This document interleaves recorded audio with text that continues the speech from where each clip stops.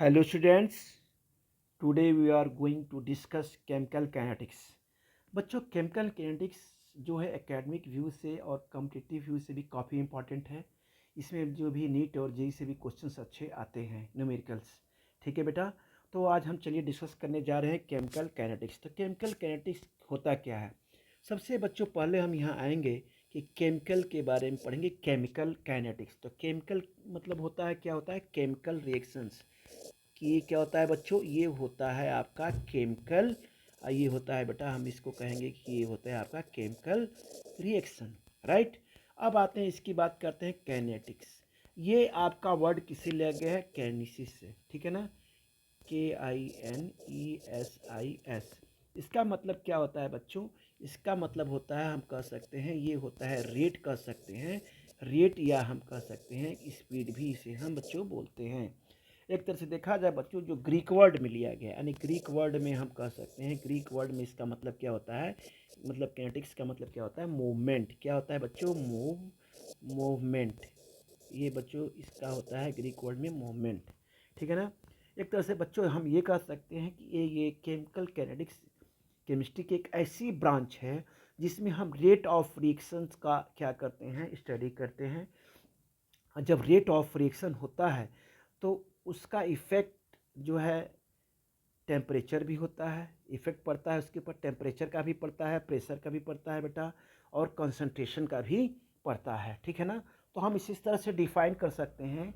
क्या डिफ़ाइन करते हैं बेटा? हम इसे डिफ़ाइन कर सकते हैं कि इट इज़, क्या कह सकते हैं? It is the branch of chemistry. हम इसे कह सकते हैं बच्चों, इट इज़ ब्रांच ऑफ, क्या होता है बेटा?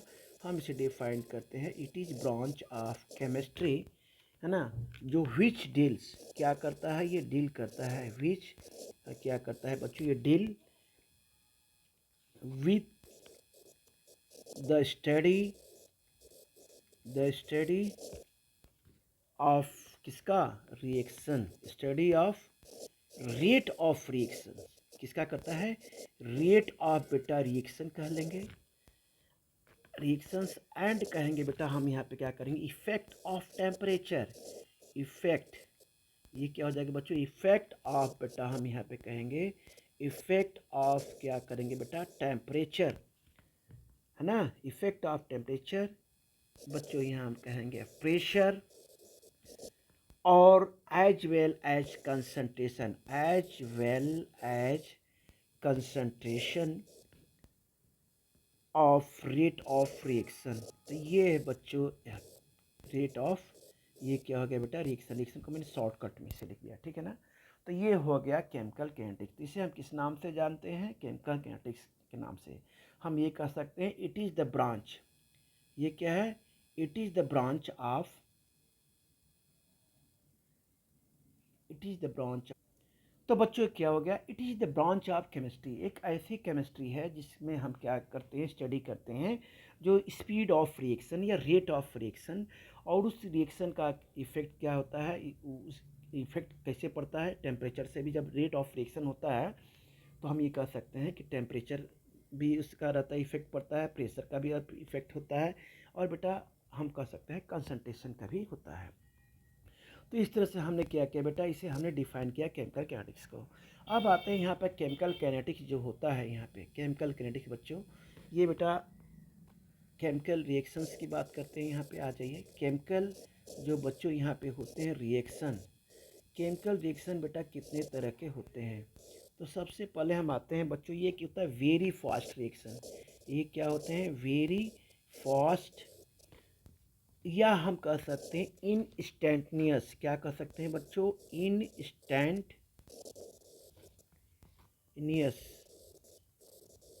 रिएक्शंस भी आपके क्या होते हैं बच्चों? होते हैं। ठीक है। उसके बाद बच्चों हम यहाँ पे कहते हैं एक होता है वेरी स्लो रिएक्शंस। क्या होता है बच्चों? ये होता है वेरी स्लो रिएक्शंस। तीनों को एक्सप्लेन करेंगे अभी हम।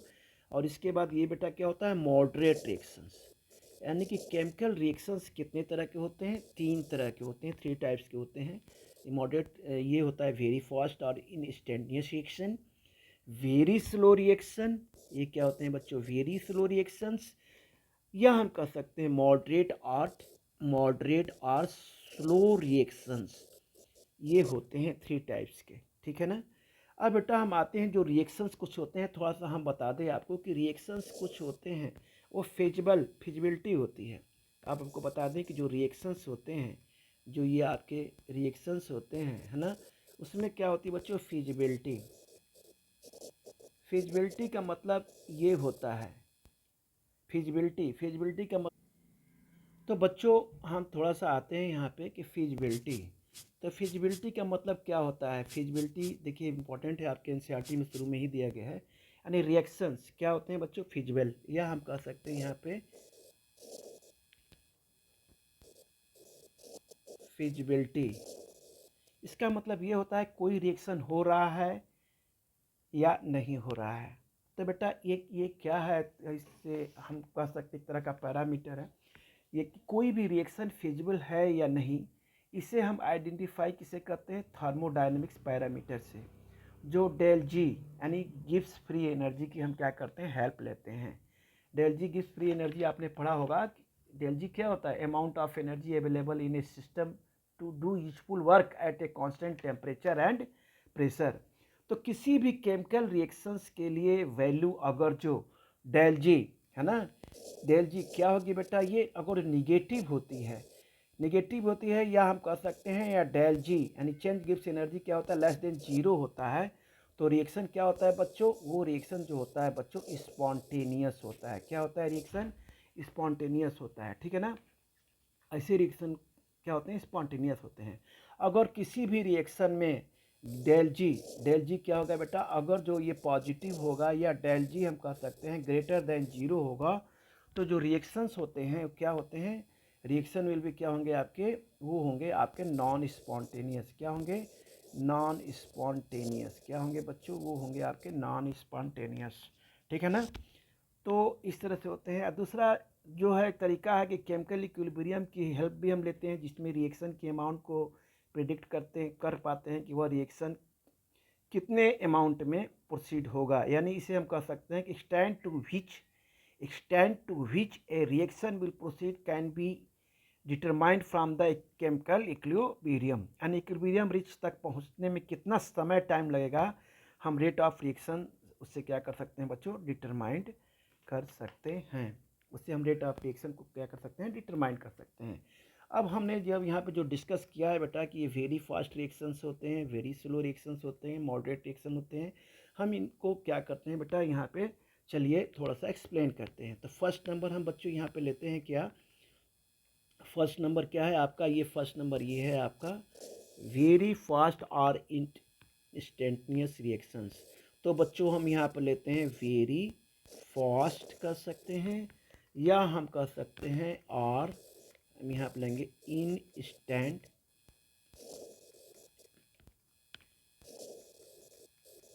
इंस्टेंटेनियस क्या लिया बच्चों, हमने यहाँ पे रिएक्शन लिया। अब इसके बारे में बेटा हम थोड़ा सा डिटेल करेंगे। तो चलिए हम आते हैं यहाँ पे। अब बच्चों ये क्या होते हैं, इसमें जो होते हैं 3 तरह के रिएक्शंस होते हैं वेरी फास्ट इंस्टेंटेनियस में। एक तो होता है आयनिक रिएक्शन बोलते हैं। क्या होते हैं, एक होते हैं आयनिक रिएक्शन, दूसरा बच्चों होते हैं उसको क्या बोलते हैं हम, कंबस्टन रिएक्शंस।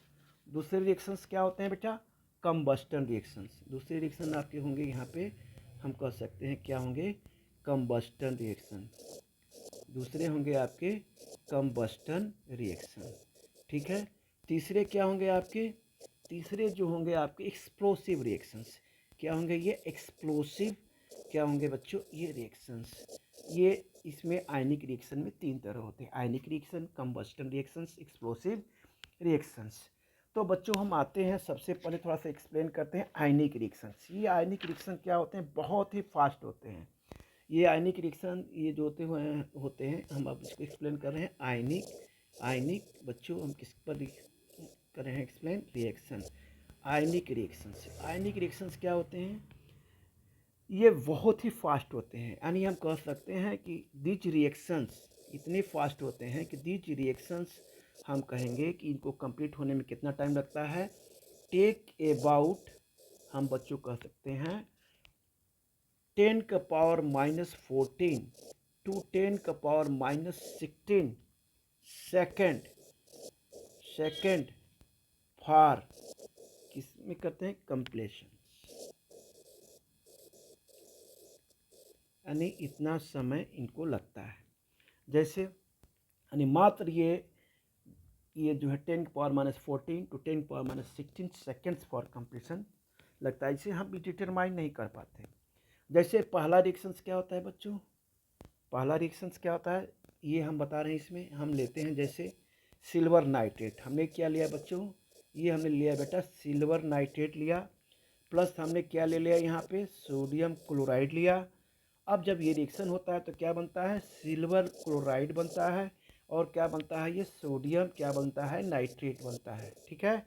और सिल्वर क्लोराइड क्या होता है, वाइट प्रेसिपिटेट होता है। ये क्या होता है बच्चों, ये वाइट क्या होता है बेटा, ये प्रेसिपिटेट होता है। तो ये रिएक्शन क्या होता है, बहुत ही फास्ट होता है। ठीक है ना।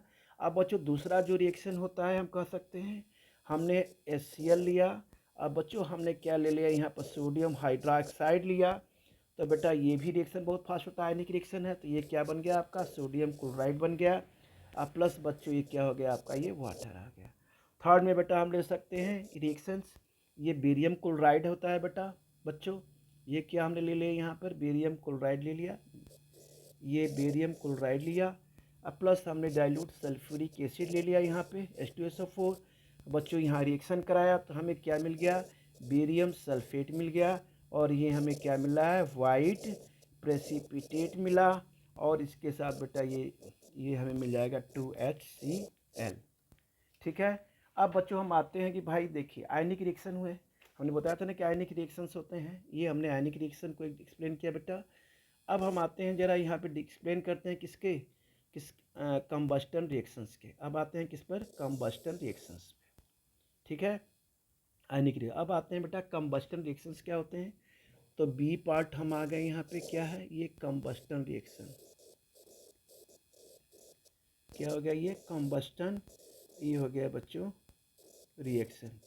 कंबस्टन रिएक्शंस क्या होते हैं बेटा, ये यहाँ पे ये हो गया आपका, हम ले लिया मेथेन ले लिया हमने CH4।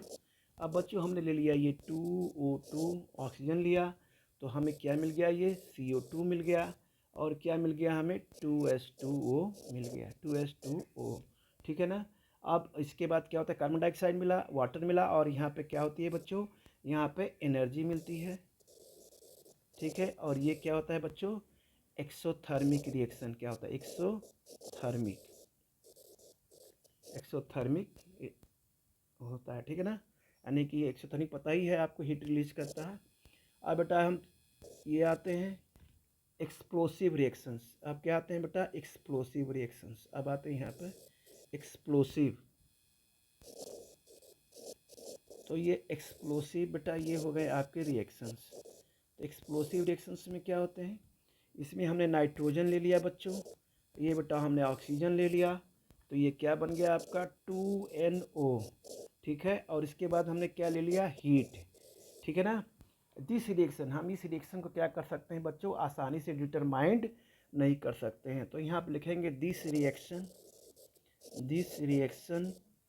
आर नॉट डिटरमाइंड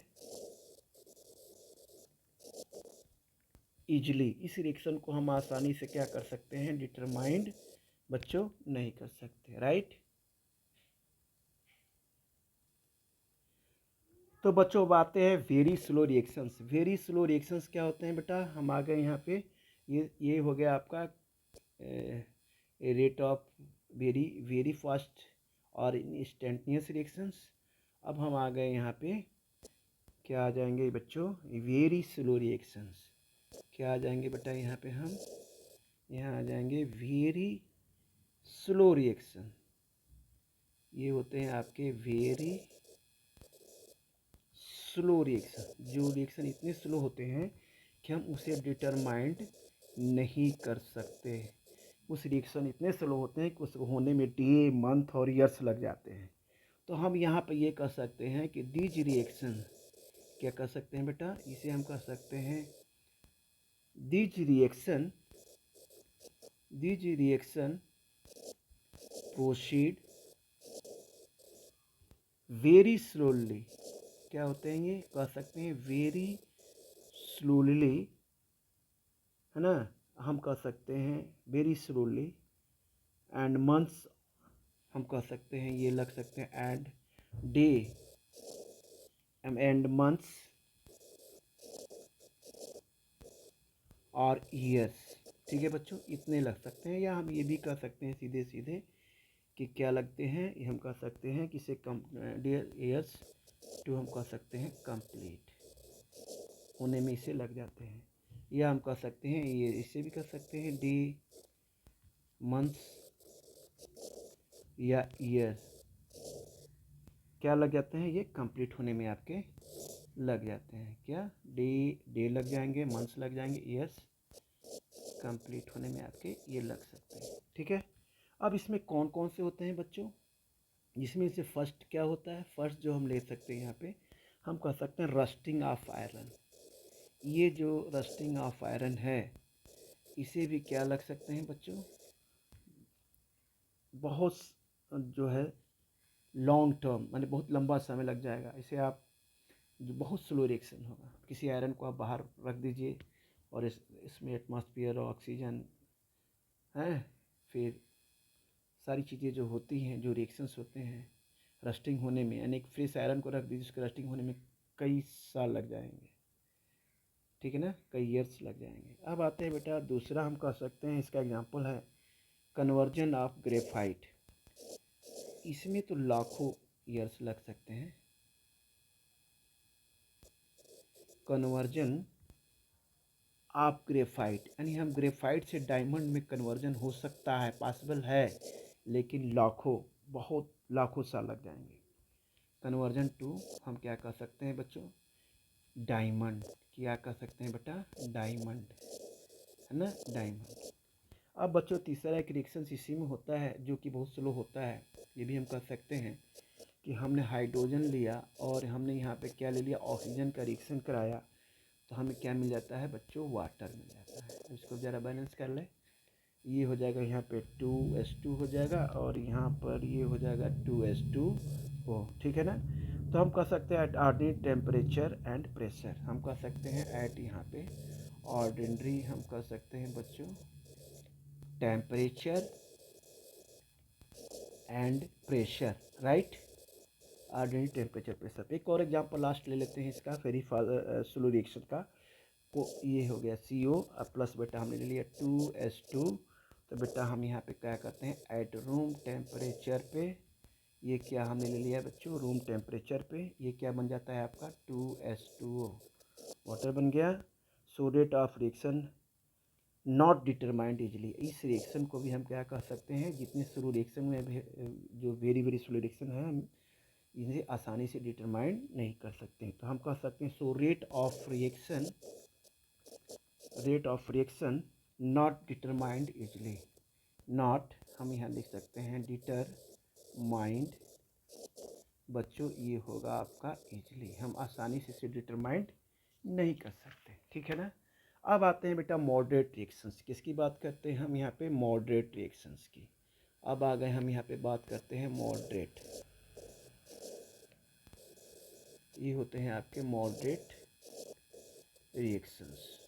ठीक है, तो जो मॉडरेट रिएक्शंस आपके होते हैं ये क्या होते हैं बेटा, ये होते हैं इंटरमीडिएट होता है किसके किसके बीच में, जो स्लो रिएक्शन और फास्ट रिएक्शंस होता है उसके बीच का जो रिएक्शन होता है।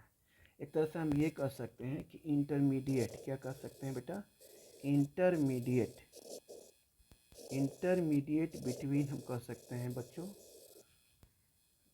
स्लो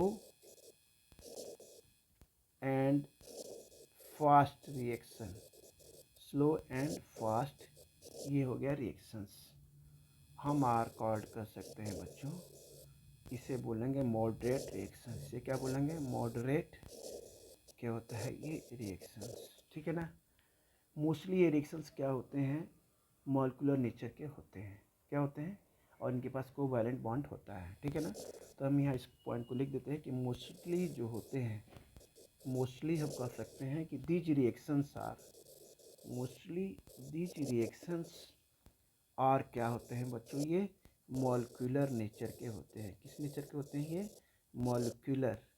मॉलिक्यूलर नेचर के होते हैं। हैविंग को क्या होता है इनके पास? कोवैलेंट बॉन्ड होता है। हैविंग क्या होता है बच्चों? कोवैलेंट बॉन्ड होता है। क्या होता है? हैविंग कोवैलेंट बॉन्ड होता है। ठीक है ना। पहला एग्जाम्पल इसका हम ले लेते हैं बच्चों, जिस रिएक्शंस को हम क्या करते हैं? इजीली डिटरमाइन कर सकते हैं। मॉडरेट रिएक्शन कर सकते हैं या स्लो रिएक्शन भी कर सकते हैं। हम इसे क्या करते हैं बच्चों? डिटरमाइन कर सकते हैं। जैसे हम लिया बेटा, हमने क्या लिया? डीकम्पोजिशन। एग्जाम्पल लिया हमने डीकम्पोजिशन ऑफ डाइनाइट्रोजन पेंटाऑक्साइड। ठीक है। जैसे हमने ले लिया है 2N2O5, तो ये बच्चों हो जाएगा 4NO2 और प्लस हो जाएगा बेटा O2। ठीक है ना। ये हो गया आपका डिकम्पोजिशन ऑफ डाइनाइट्रोजन पेंटाऑक्साइड। ठीक है। अब दूसरा लेते हैं बच्चों, डिकम्पोजिशन ऑफ क्या ले लेंगे यहाँ पे? डिकम्पोजिशन ऑफ हम ले लेंगे यहाँ पे H2O2। दूसरा हमने ले लिया यहाँ पे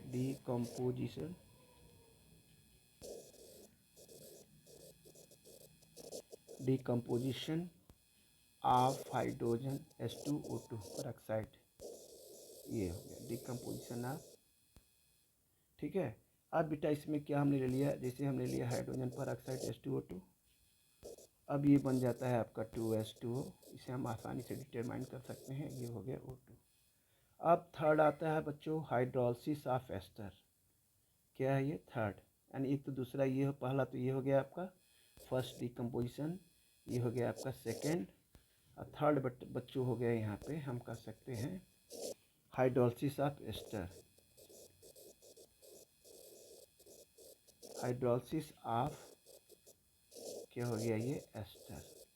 हाइड्रोलिसिस ऑफ एस्टर। ठीक है ना। हाइड्रोलिसिस ऑफ एस्टर ये हो गया आपका। ठीक है ना। अब यहाँ पे हम क्या लेते हैं? इथाइल एथोनेट लेते हैं, CH3 ethyl एथोनेट, CH3 COO C2H5 है ना। इसे हम ले लिया इथाइल एथोनेट। क्या ले लिया हमने? इथाइल एथोनेट, या हम इसे कह सकते हैं, और इथाइल एसीटेट भी हम इसे कह सकते हैं। इथाइल एसीटेट भी हम बोल सकते हैं। ठीक है ना। अब इसमें हमने किससे रिएक्शन कराया? सोडियम हाइड्रोक्साइड से कराया बच्चों, NaOH से। तो हमें क्या मिल गया? ये CH3COONA सोडियम एसीटेट, प्लस हमें मिल गया एथेनॉल C2H5OH। तो ये क्या होते हैं बच्चों? ये फास्ट रिएक्शन, ये मॉडरेट रिएक्शन होते हैं, सॉरी ये होते हैं मॉडरेट रिएक्शंस। ठीक है। इसे हम इजीली क्या कर सकते हैं बच्चों? डिटरमाइन कर सकते हैं। अब आते हैं बच्चों होता है एलिमेंट्री रिएक्शंस। क्या होते हैं बेटा? एलिमेंट्री रिएक्शंस है ना। तो हम आप बात करते हैं यहाँ पर एलिमेंट्री रिएक्शंस। ये जो रिएक्शंस होते हैं आपके सिंगल स्टेप में होते हैं। किसी स्टेप में होते हैं? रिएक्शन कंप्लीट इन, हम कह सकते हैं ये रिएक्शन कंप्लीट इन किस में होते हैं बच्चों? सिंगल किस में होते हैं? ये स्टेप में होते हैं। ठीक है ना। Exponent in rate equal to stoichiometric coefficient of the reactants. अब जो एलिमेंट्री रिएक्शंस होते हैं बेटा, हम कह सकते हैं those reaction which complete in single step या which have exponent in rate law equal to stoichiometric coefficient of the reactants. जैसे बच्चों हमने यहाँ पे ले लिया 2A plus B is equal to बेटा C। We can write the expression, इसका रिएक्शन लिख सकते हैं elementary reaction from its stoichiometric coefficient से। ठीक है ना। तो ये बेटा एलिमेंट्री रिएक्शन होते हैं। अब आते हैं ज़रा बच्चों कम्प्लेक्स रिएक्शन की बात करते हैं। कम्प्लेक्स रिएक्शन, तो कम्प्लेक्स जो रिएक्शंस होते हैं आपके, ये जो होते हैं बेटा, हम कह सकते हैं कि these reaction takes many steps. हम कह सकते हैं ये रिएक्शंस जो होते हैं, ये रिएक्शन टेक्स प्लेस कर सकते हैं बेटा इन मेनी स्टेप, किस बहुत सारे स्टेप में बच्चों ये होते हैं, राइट। ठीक, जैसे फॉर हमने ले लिया, जैसे मान लीजिए ये रिएक्शन है, एग्जाम्पल हमने ले लिया 3A+2B, ये हो गया C, राइट। तो चलिए इसकी थोड़ी सी मैकेनिज्म हम बता देते हैं यहाँ पे। तो ये पहले हम इस रिएक्शन को कैसे कराएंगे, हम पहले कराएंगे 2A+B, ये क्या हो गया, B के प्रोडक्ट। अब इसको हमने यहाँ पे ले लिया, फिर A से कराया बेटा, तो ये हो गया, बन गया Q। फिर Q को हमने यहाँ पे लिया और B से कराया, तो यहाँ बन गया ये C। इस तरह से क्या होंगे, जो एरो को उधर है इसे हम कैंसिल कर देंगे, जैसे P कैंसिल, जैसे क्या होगा बेटा, ये आपका P कैंसिल हो जाएगा, ठीक है। Q से Q कैंसिल हो जाएगा, तो 2A+A, ये बच गया आपका 3A, ये हो गया 3A प्लस B और B, ये हो गया आपका 2B, और ये क्या हो गया आपका एरो के बाद ये C। तो देखिए ये हो गए आपके कम्प्लेक्स रिएक्शंस की मैकेनिज्म है। इतने सिंपल तरीके से समझाया कि मान लीजिए हमने ले लिया 3A+2B, ये रिएक्शन C, तो हमने बेटा 2A+B से रिएक्शन कराएंगे तो प्रोडक्ट बना। फिर प्रोडक्ट का हमने A से रिएक्शन कराया, यहाँ पे लिया A से कराया, तो ये Q हुआ। फिर Q को लिया प्लस B, तो ये बेटा हो गया C।